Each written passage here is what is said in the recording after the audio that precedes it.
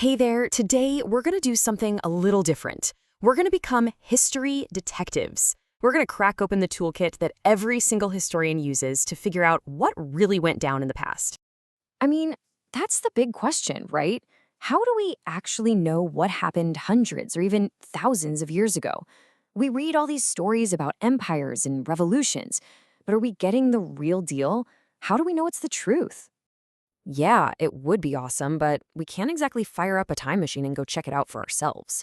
That's kind of the number one problem when you're trying to study history. But, and this is the cool part, that's where we get to be detectives.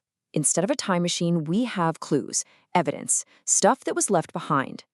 We have to learn how to think, how to ask the right questions, and piece it all together, just like a detective solving a mystery. So, what do we call these clues?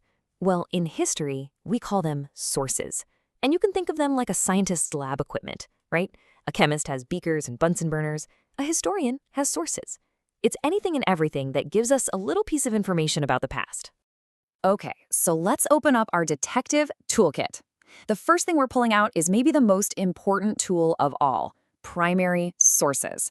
Think of these as the raw clues, the fingerprints, the stuff you'd find right there at the scene of the crime. So what makes a source primary? Simple. It's something that was made during the time we're studying by someone who was actually there. It's a direct connection to that moment in time. It's immediate, it's unfiltered, it's like a window straight into the past. And this brings us to the number one question every history detective needs to ask. Seriously, tattoo this on your brain. Was the person who made this actually there when it happened? If the answer is yes, boom, you've got a primary source. You've got a raw clue. That one question is your secret weapon. And check this out. These clues come in all shapes and sizes. It's not just about boring, dusty old documents, you know? An old coin somebody used? That's a primary source. The Diary of Anne Frank? Absolutely a primary source. She was literally writing it as it happened. Even an interview with, say, a freedom fighter talking about their experiences. That's oral history, and it's a primary source too, because you're getting their memories straight from them. It's all the raw material of history. Okay, but just having a pile of clues isn't enough, right? A detective needs someone to help analyze them, to connect the dots, and that brings us to the second tool in our kit, secondary sources. This is the expert analysis. So a secondary source is basically one step removed from the event. It was created after it all went down, usually by someone who wasn't actually there, like a historian, a documentary filmmaker, or a journalist. What they're doing is looking at all those primary sources, the diaries, the photos, the artifacts, and then they're giving you their analysis, their summary, their interpretation of what it all means. So if our first question was, were they there? The follow-up question for secondary sources is this. Is the author writing about the past from a distance? Are they looking back on it? If so, you're almost certainly looking at a secondary source. They're not making the clues, they're explaining them.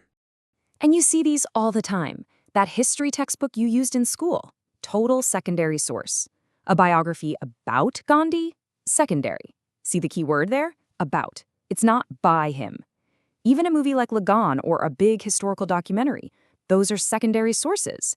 They are incredible works of art and research, for sure, but they are still an interpretation of the past, not a direct window into it. All right, detective, you've got the basics down. Primary sources, secondary sources, you're ready for level 2. This is where things get a little tricky, and this is where the really good detectives earn their stripes. Because sometimes a clue can be both. Okay, check this out. It all comes down to context. Let's take a newspaper. A newspaper printed on August 15th, 1947, reporting on the events of that day, that's a primary source. It's a snapshot. But an article in today's paper about what happened in 1947, that's secondary. See the difference? Same thing with the map.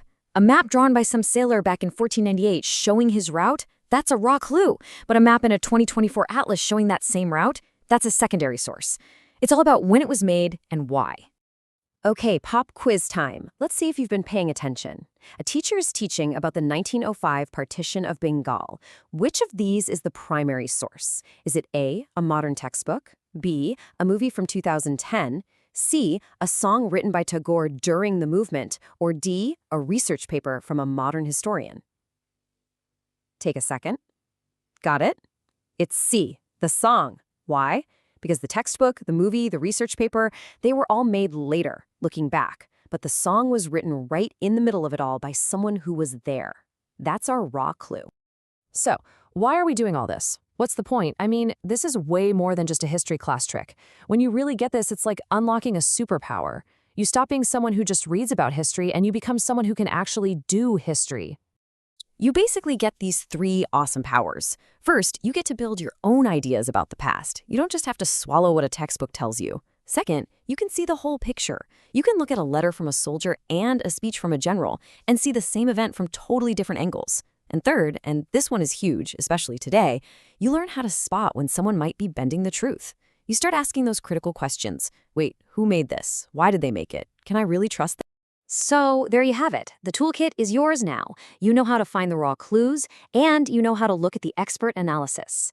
The only question is, what case are you going to crack first? What piece of the past are you going to investigate? Go for it. Happy hunting.